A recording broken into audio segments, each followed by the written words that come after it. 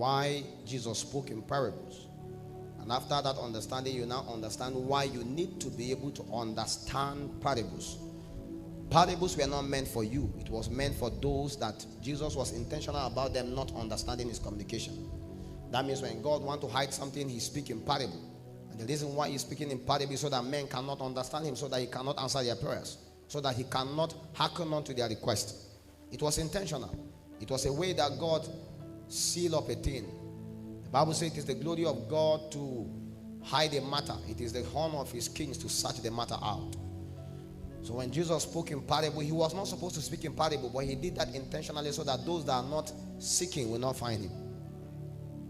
And so anytime he spoke in parable, many went to ask him further what meant what he said.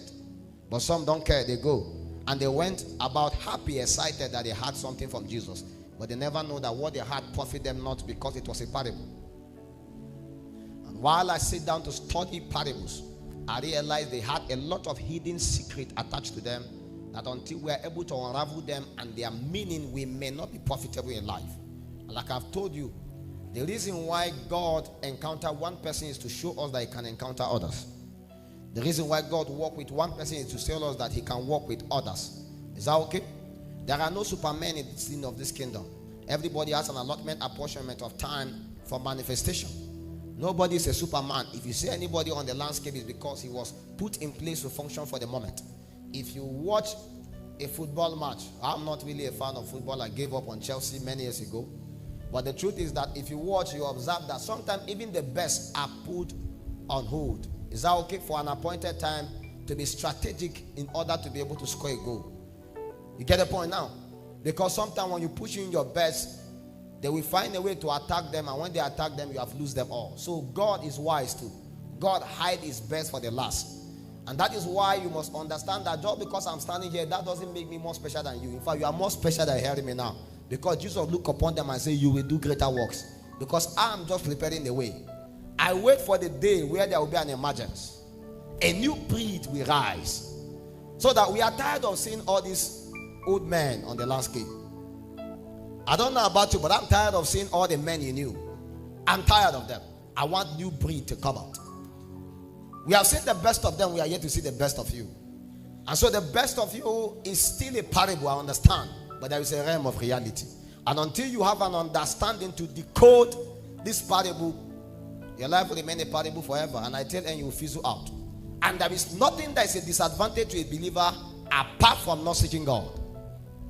So long as you are in line in pursuit for God, your life can never be a disadvantage. A day is going to come where the world will be commanded to hear you.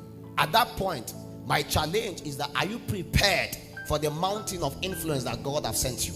Not all of us may be in the religious sector. Some of you may have to go and conquer economy. Some of you may have to go and conquer media. Some of you may have to go and conquer entertainment. But before God sends you to those influence mountains, he must be able to prepare and equip you. And that is the reason why those that God has given them the wisdom as wise master builder do that work. Why Jesus Christ was speaking to the apostles, his intention was that they turned the whole city upside down. But it looked like a challenge because initially it was not a possibility. These were mere men. They were common men. Nothing to be spoken about them. According to scripture, the Bible called them ordinary men. I studied, they were not really ordinary men. Because let me tell you, as of that time, Peter was a rich man. A man that has a boat. Do you know how much he will make per day? These guys were established men. But the reason why they were referred to as ordinary men, it was because in the operations of God, your level of authority, influence, relevance is how much you know God, not how much you have in your account. When you study from Genesis to Revelation, there are people that are so rich they were never remembered. Not because they are not wealthy. Only those that have God and have wealth were remembered. So you heard about Abraham. You heard of Joseph Arimathea, right? The reason why he was remembered, it was because he was a man that was wealthy and he knew the Lord. If he doesn't know the Lord, there will be no name written about him in scripture. So everyone that was mentioned in scripture was because they know the Lord and they follow the Lord. And anyone that does not follow the Lord, he cannot be remembered. It doesn't matter who you are. So the reason why we are in a journey advancing together with God, so that in the next 100 years, they will say, and Rachel walked upon the face of the earth, and this is what she did. And Paul walked upon the face of the earth, this is what he did. And David walked upon the face of the earth, and this is what he did. And Deborah walked upon the, and this is what she did. Till now, they are dead. Long time dead. We are still speaking about them. Why? The testimony of what they did. And that is the reason why our pursuit for God is not just what we inherit. It must be deliberate, and we must be intentional. Is that okay? So please never be tired anytime you appear again before the presence of God to learn of Him. Understand that you are being earmarked for greatness, cheap as it is. But most importantly, your name is being written in heaven. Jesus rejoiced, not because they cast out demons, because they healed the sick, but because their name was registered in heaven.